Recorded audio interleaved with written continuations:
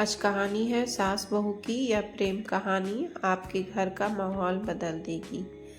राधे राधे दोस्तों, आज मैं आपको एक ऐसी सच्ची और भावनात्मक कहानी सुनाने जा रही हूँ जिसे सुनकर शायद आपके घर का माहौल ही बदल जाए। यह कहानी हर उस परिवार के लिए है जहाँ सास और बहू के बीच खटपट रहती है। यह कहानी बताती है कि थोड़ा सा प्रेम, थोड़ा सा अपनापन और थोड़ा सा झुकाव पूरे घर को स्वर्ग बना सकता है। एक गांव में नई नई बहू ब्याह कर आई थी। घर में जब उसे बहुत प्यार करते थे, खासकर उसकी सासू माँ। वह अपनी बहू को बेटी से भी ज़्यादा मानती थी। दिन बीते, एक दिन सास ने बहू से कहा, बेटी यह घी का मटका अंदर रख दे, संभाल के। उस समय मिट्टी के बड़े घड़े होते थे। बहू ने मटका उठाया और जैसे ही अंदर जाने लगी, उसकी साड़ी पैर में फंस गई। ठोकर लगी और बहू गिर पड़ी। साथ ही घी का मटका भी टूटकर बिखर गया। पूरा घर घी से भर गया। बहू कांपने लगी, घबराने लगी।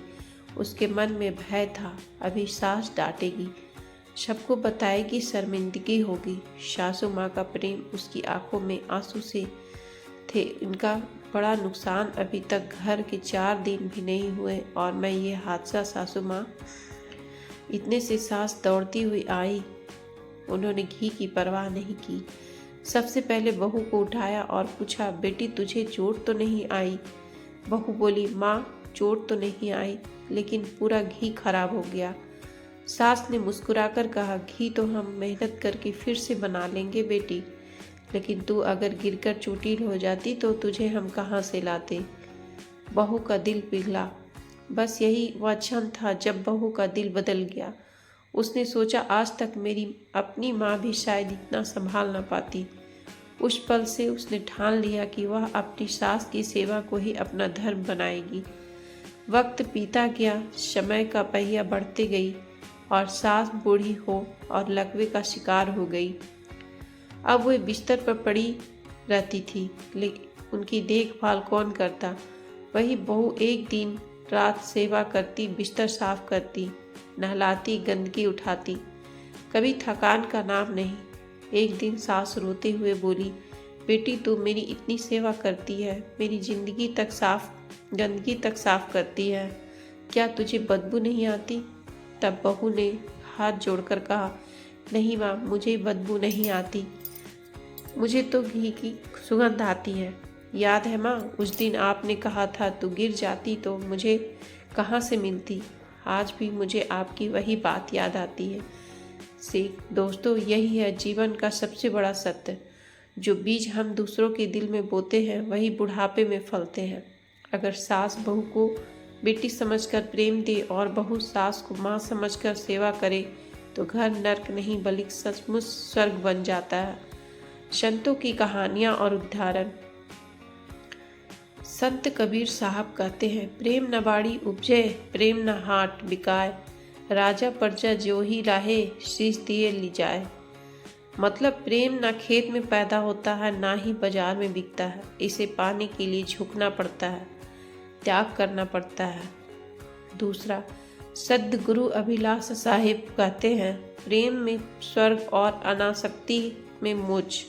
यानी अगर जीवन प्रेम से भरा है तो घर स्वर्ग है, और अगर मन मोह माया से मुक्त हो तो मोक्ष निश्चित है।